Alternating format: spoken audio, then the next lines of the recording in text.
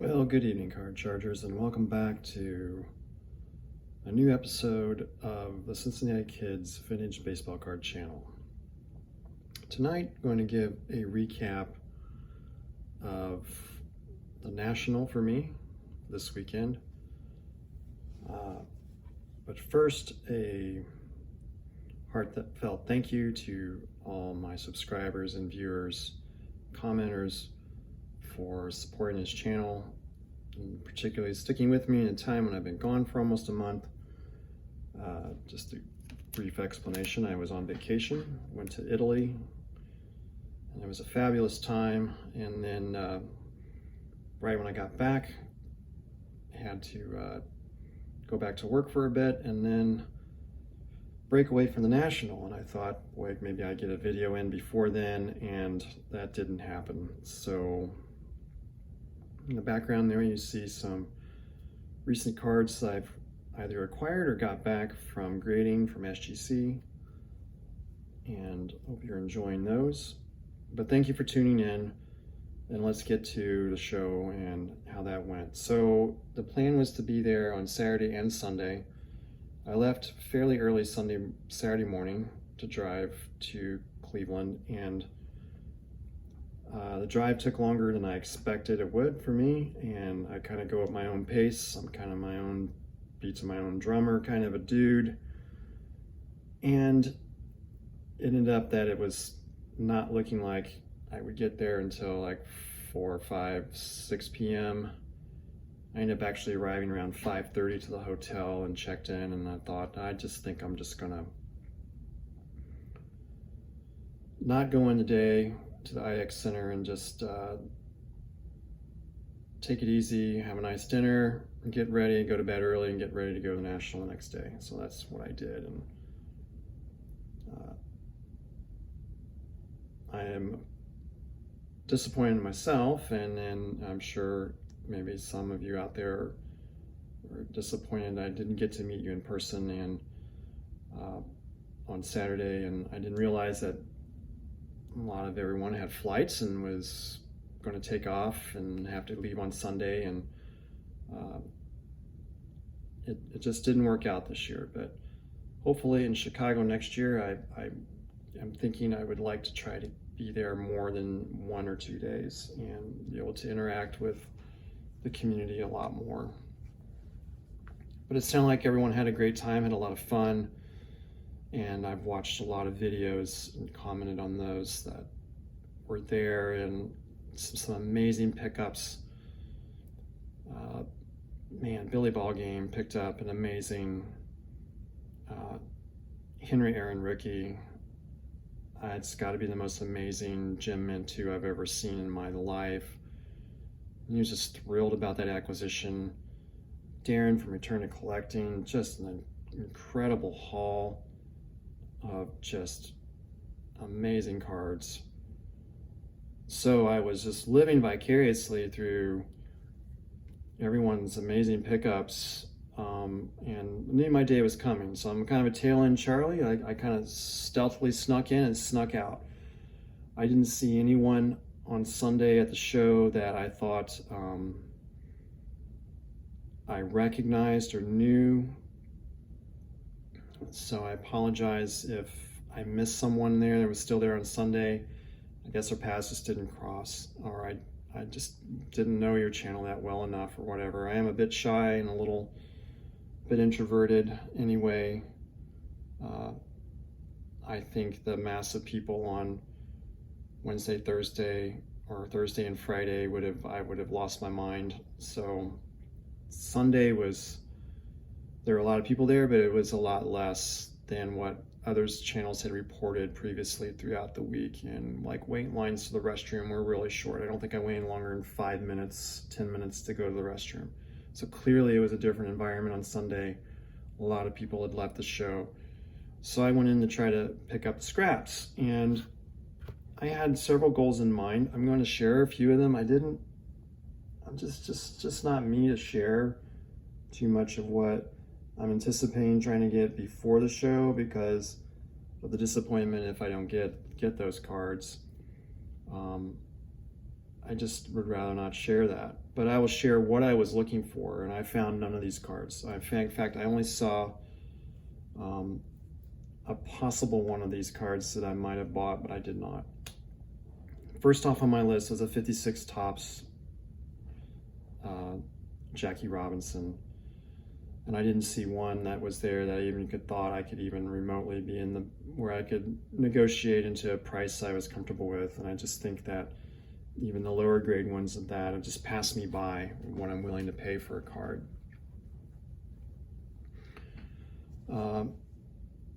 The second was a Sam Rice 33 Gaudy, and I found one that was ungraded that had a little bit of problems, and I just kind of thought the price again was at a point where I didn't even want to try to even negotiate down. I didn't think it would grade that well. Still looking for that card. I looked for a Chuck Klein from the 33 or 34 Gaudy set. I saw a 34, but I think it was a 2. It would seem pretty stained. It was just I didn't have any interest. I was also looking for either a 35 Diamond Stars or a 34 Gaudy rookie of Ernie Lombardi, and I didn't see any. Well, there were a couple of, one dealer looked through their Diamond Stars, found a couple of them that were pretty beat. They were in ungraded condition. I just decided to pass. So let's go to what else was on my list. So I acquired 2 cards that were on my list, 2 that were not, but were pretty good, and then made a pretty decent haul of another goal I had. So second table in, I had only been there through the doors for about 10 minutes, and I get to a table that had a lot of hockey, and I saw this card in the upper right hand corner. And I was thinking to myself, boy, I saw that up there, and so TJ Mack, shout out to him. I was hoping I would see him at the show, and maybe he had already left by Sunday, or I don't know what he looks like, so, and he probably doesn't really know what I look like, so it's not like we recognize one another probably, but he had a video on about, I don't know, a year ago, and he was talking about some of these hockey cards and players that he really liked, and Andy Bathgate came up, and I think he's got a 55 or 56 Topps of his, and just his description talking about what kind of player he was, I just wanted to learn about Andy Bathgate immediately.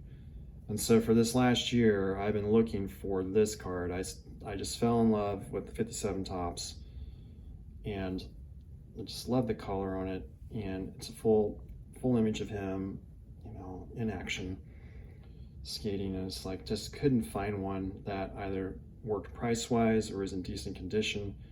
These cards are extremely difficult to find in good eye appeal, and I haven't found a perfect one yet, but this one just really popped when I saw it. And I'm like, you know what? I'm not going to see another one of these at the show, probably. And it wasn't the kind of show where I could just stop at every table. It's one day, I got there right at, you know, in the door at 10. I didn't want to be there at 4 and end up in a traffic jam trying to leave, so I left a little early. I'm like, let's just get it. There was no price on it. I talked to the dealer about it, asked him, hey, you know, what is, do you have a price on this? And he stopped, looked down, kind of looked over, started conferring with another guy, and said, well, this came from like an estate sale of someone else. And I kind of thought, well, there's probably, if it's a consignment, it's probably got a certain set price on it. So he keeps calculating on a calculator, and I'm just like, you know, just stood there and waited patiently. Finally looks up and goes, well, what are you offering? And I gave him my price. He goes, sure, why not? And I really didn't know how to price this card. I saw a 7. It's on eBay right now. It's a PSA 7 that is going, asking price is $180. I offered well below that, but I also had been watching this card a lot, either ungraded or graded, and figured, okay, I don't want to gouge the guy, but I also don't want to, offer too high. And let's just throw it out there as a starting point. And he wants to go a little higher, I'd probably agree. Accept it on the spot. Probably just wanted to clear it out. Maybe didn't know what he had. I also saw Bobby Hall there. That was, I'm sorry, Bobby Orr, 71 Tops, which is another card that was on my list to get. That was in my top 4 I really wanted to get. And a 5, and I just looked at the corners on it, and they weren't just sharp enough for that, and the asking price I thought was a little high. So with this one unpriced, usually unpriced cards on a table, I just walk on by, I don't even bother, but I saw this, I'm like, I don't know if I want to see this again.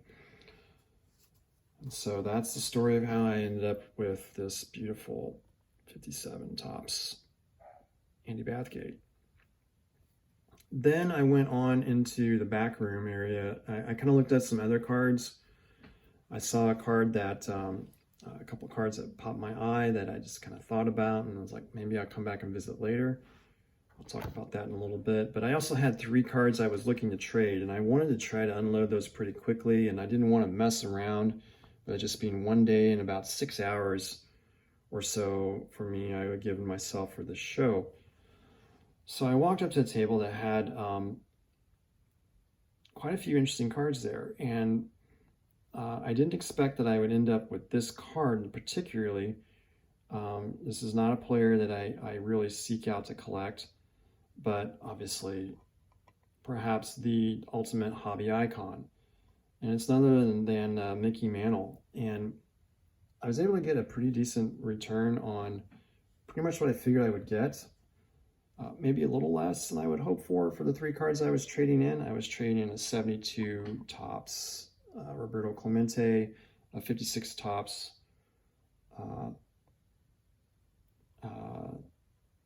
Roy Campanella that was in a 3, and then a 55 Bowman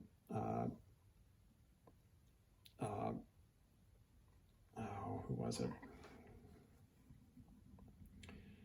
I'll think of it in a minute, but that was in a 2, that Hall of Famer, that was my trade bait, so to say. And he kind of looked at me and said, well, this is the best I can give you on this. And I figured, I don't want to go to other tables and just have to hassle with this all day. So these were cards that, and I rarely get rid of cards. I just really don't like to invite duplicates of 2 of them that were in slightly better grade and better eye appeal to me. So I quickly agreed, and we settled on this as the trade. And I figured the dealer got me probably a little bit in their favor, maybe $25, $50, but I figured the goodwill of none other than the Mick himself, the Commerce Comet, would appreciate over time better than inflation if I were to let this card go, but I don't intend to let it go at any time. This is my first 50s Mantle. This is obviously a triple print. That's a very common Mantle card to get for like a beginning Mantle collector. And to me, I have a couple of oddball Mantle cards here or there, or with other players in them. And this is the first. It's not his base card, but first single card with him in it. And the 58 All-Star is just a classic design that is just so easy to love.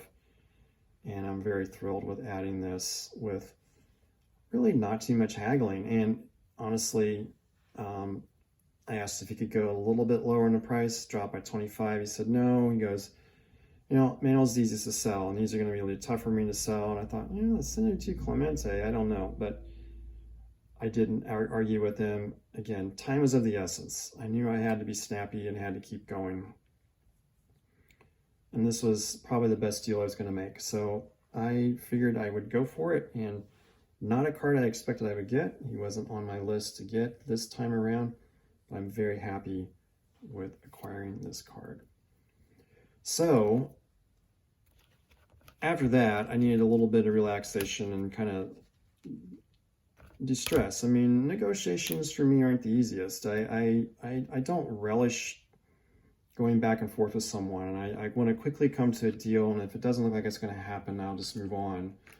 But I needed something light, so there was a table just a couple down from this seller that had a bunch of odds and ends, different types of interesting cards. That'll come up in a second why I said cars. And so I'm really into, or not into, but I like the flag cards from the 60s and 50s tops. And I like to grab cards from countries I've visited. And earlier this spring, I was privileged enough to go to Morocco. And so I got that card for a couple bucks. And then I bought a Porsche. I'd never seen any of these cards before, and maybe someone out there could comment about these cards a little bit and thought, that's just a pretty decent card. And the 356 is just a classic Porsche card before the 911, and I thought, man, that's just, for $5, why not? So I picked that up. Really wish I could go in and drive one, but the real thing is just well past what I'd want to pay for a fun car. So those were the fun cards of the day. And then I kept searching around. Our shout out to Orlando, a collector's dream. And he had a video on I was watching Saturday night in my hotel room before I went to sleep. I was watching your guys' videos very intensely to try to catch up some pointers, just some tips, things to watch out for. And he put I don't have the business card here. I would show it. But it was Payne's Collectibles, their table. Orlando did a great video on them. And I went over there, and they had, one of my goals was to grab a lot of football cards, particularly 50 Bowmans if I could find them. And did they have 50 Bowmans? And fortunately or unfortunately, I'm not sure how well I did, but I paid the price that you're going to see on these. I was too lazy to go out of my way to take the stickers off or put them in different flips, but these are the ones I picked up. And they're going to come back when I send these off to be graded and have them come back for a video I have in mind. I'm telling you now that I've had a bit of change of heart in how I want to do videos going forward. And they're going to be more retrospective, and they're going to convey more stories. And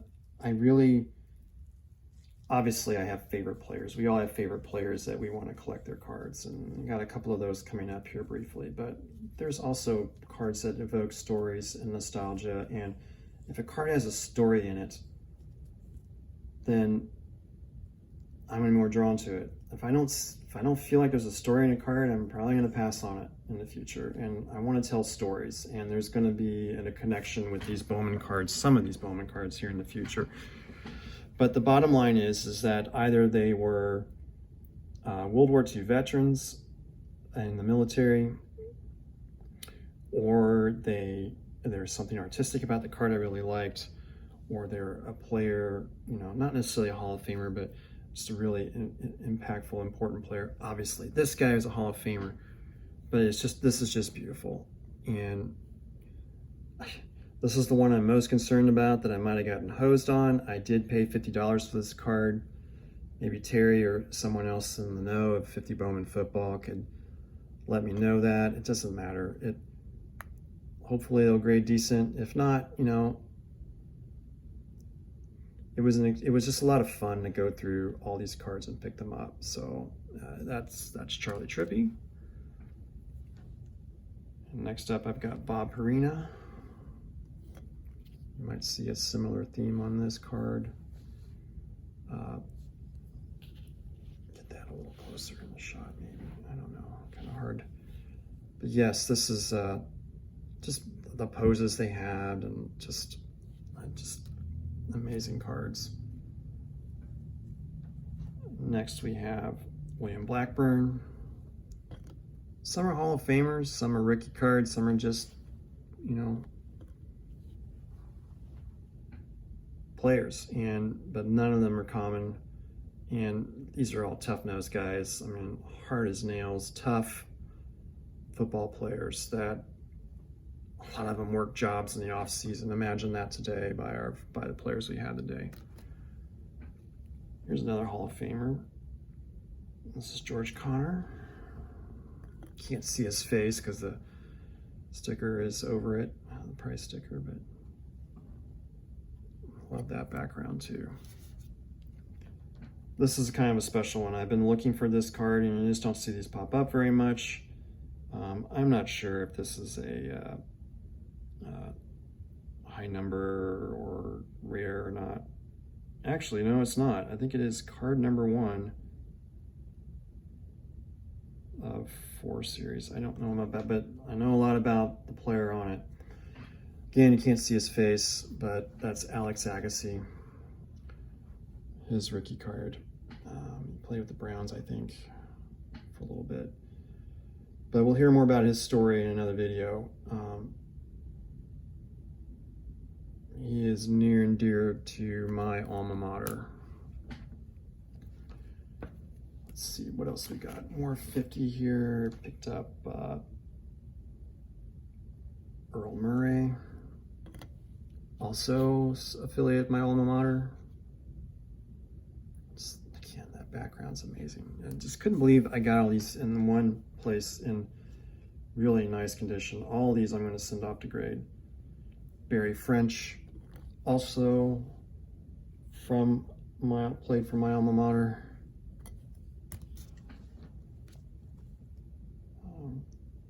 George Gillianics, an awesome punter. You'll see a lot about punters.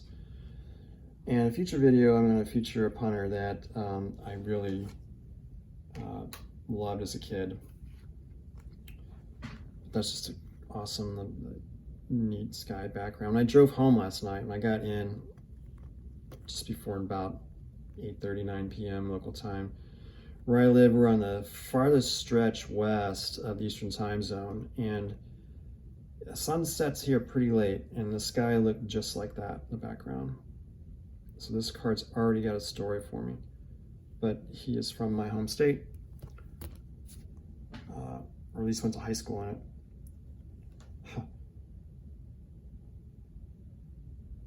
And here's a former U.S. Marine saw action in Saipan. So this tough dude.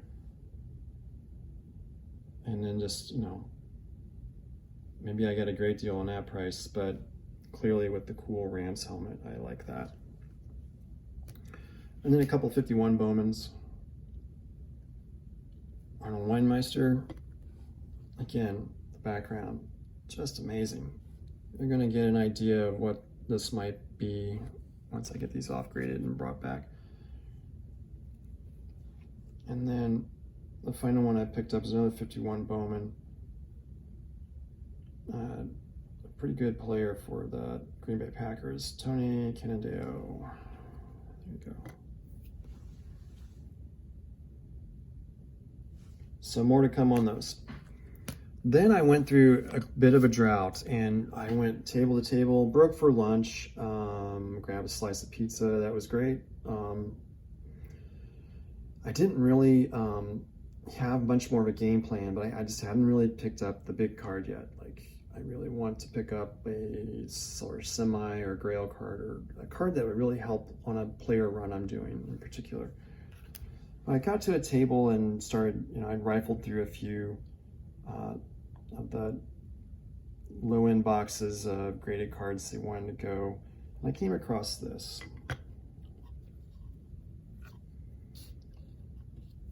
and picked it up. I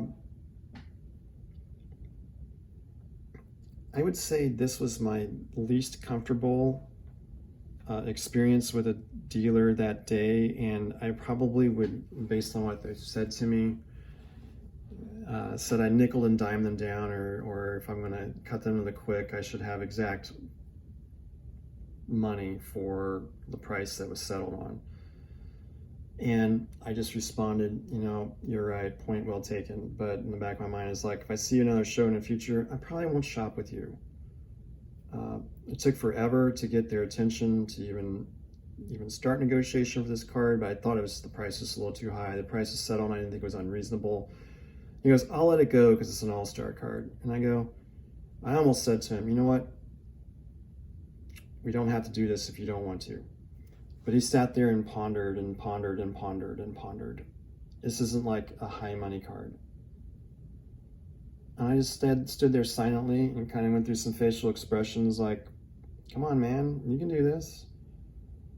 And when he looked up at me, I gave him a little smile and winked at him, and he agreed to my price. This is my first All-Star 69 Topps card, and I'm very honored that it's Pete Rose. I haven't gotten a Pete Rose card in a while, but I'm happy to add another one to the collection.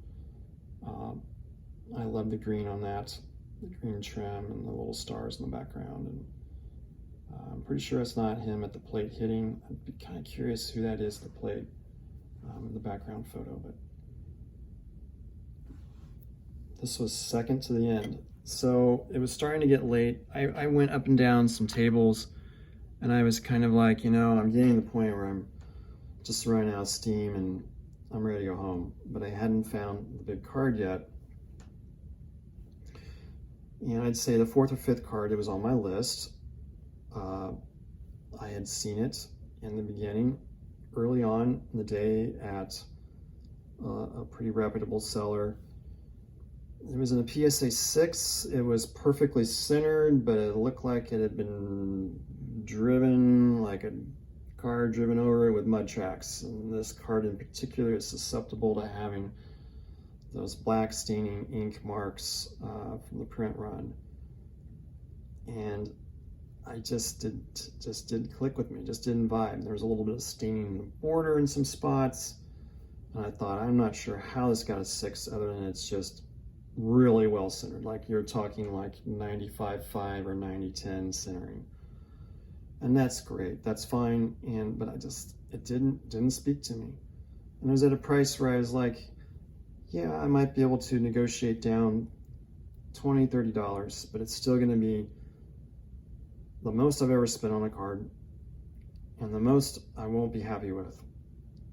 So I kept looking, and I reached a table in the back. It was a really slick operation. They had some seriously nice glass, like you'd see in a card shop type containers with the glass shelves and the lights in them and stuff. This was a top operation. I didn't even look at the name of it. I was starting to get delirious. I was getting tired. And they had 3 of these cards, the same card there. And I was like, boy, this would be a huge help for my a card I really wanted. It would continue on my streak of attaining a lot of rookies this year. They had some in, I had one in a high grade, one in like a 5 or a 6, and then they had this one. And they told me, if you pay cash, we'll give you 5% off. And I did some quick comps on eBay and found that this was pretty reasonably priced for this. It's not the most perfectly centered card. And I feel like I've kind of graduated past that. Do I like to have a card as centered as possible? Of course, but the overall eye appeal must reign supreme. And this card, I don't want tire tracks of print marks going through the player's face. That would just bug the crap out of me, no matter if it was a greatly centered card or not. And you know, I do like corners that aren't like completely like really fuzzy. Like if you notice again on the Mickey Mantle, you probably can't see that well, but if I look up close, Maybe it'll focus here. There we go. Those are not horribly bad corners, but right there on the one on the right, you can tell on the top, it's a little rounded a bit. This is a good 3.5. What is nice about this card is I couldn't detect any wrinkles on it, but I mean, I'll take this all day, every day. But it didn't speak to me for that other card. I tried to get them to go down a little bit of money, and I remembered watching, I think this is the first time I ever mentioned him on my channel, baseball collector Mike Moynihan, who, you know, is like Mr. National, right? And he said, when you're at the National, you're at any card, I remember him saying, you know, don't let $25 or $50 get in your way of closing a deal. So they wouldn't budge. And I'm like, I'm running out of time and I'm tired. I want to go home. So there it is.